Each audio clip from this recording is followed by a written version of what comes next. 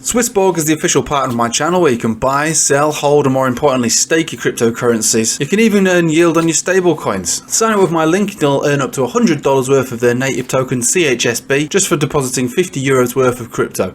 SwissBorg. Hello everybody, welcome back. Just focus on Bitcoin really. There's nothing much more to say. It's pretty much the same as it's been for the last few days, although it is in a decent position, I would say. It's definitely in a good looking situation. We're above all major moving averages on this 4-hourly, obviously with the trend signal that we've spoken about still in play for the Ichimoku cloud. So I'm not particularly bothered about sort of a downside from here. But we still haven't had continuation, I suppose, have we, to any sort of major extent. I would put that mostly down to the fact that the first 2 days of this move was helped along, probably more like initiated by the bounce on traditional markets, which had a little bit of a tailing off yesterday. So we had the euro and the pound sort of go down a little bit, meeting areas of major resistance, especially for the pound.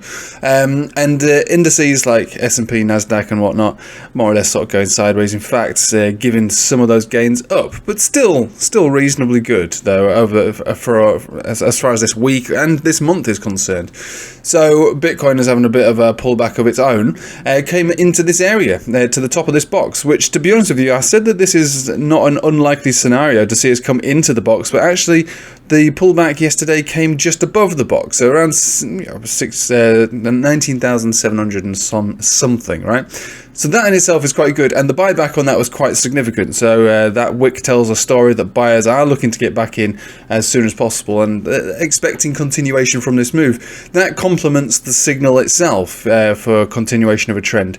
So yeah, got sucked back up and closed above the 10 exponential. So it still looks relatively good as far as I'm concerned. Over the next few days, we may even incur a golden cross, which, you know, is just, you know, confirming the strengthening of the trend. Now, depending on which way you want to interpret this, do have a bit of bearish divergence forming on this 4-hourly. It's nothing particularly, you know, major because it's only 2 drives so far, and these are more or less, you know, sideways.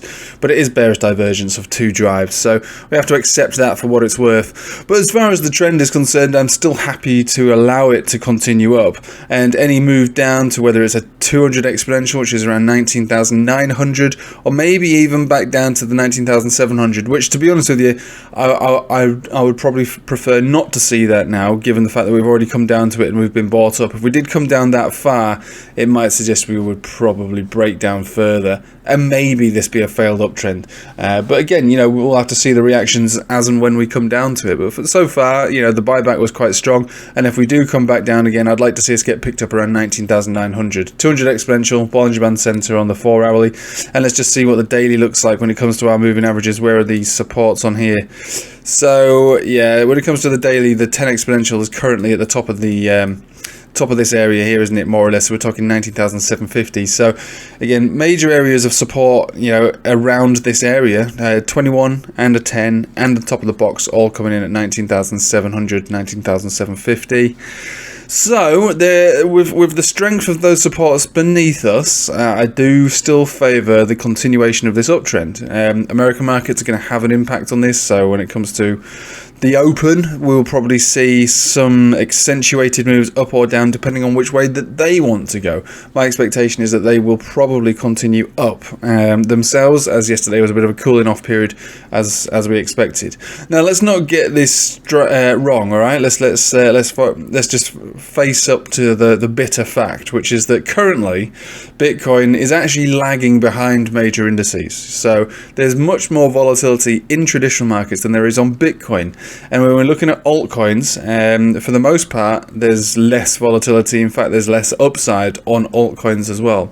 So we have to accept that Bitcoin and crypto itself are the baby brothers, very much so, of traditional markets right now. They're not really doing much on their own. However, you know, that can all change, but what we do need to see is more continuation and validation of these trends, and certain key areas getting taken out. But for the moment, it's kind of dragging its feet, despite the signals and the reclaiming of resistances flipping to supports, which is all very good. But yeah, it's definitely been a bit lame. Let's face it, it's been a bit lame. But I'm more than optimistic, because when we focus on charts, the TA actually gives the green light to further upside and effectively buy the dip opportunities on pullbacks or whatever. But let's make no mistake. The world is in a little bit of a dodgy situation right now.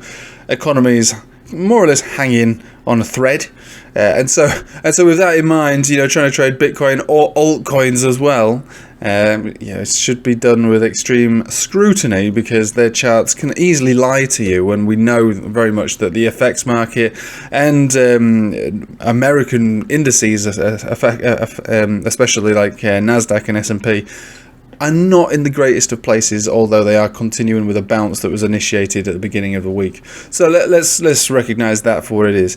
Bitcoin is doing something. It has responded to so far, you know, a bullish setup, but we're not out of the woods at all. In fact, you know, we're barely digging ourselves out of a little hole, like a mole, basically, trying to reach daylight.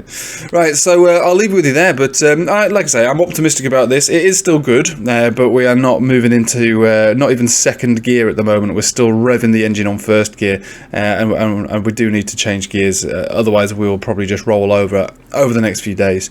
We'll see where we go. Anyway, thanks for watching. Hope you have a nice day. Take it easy.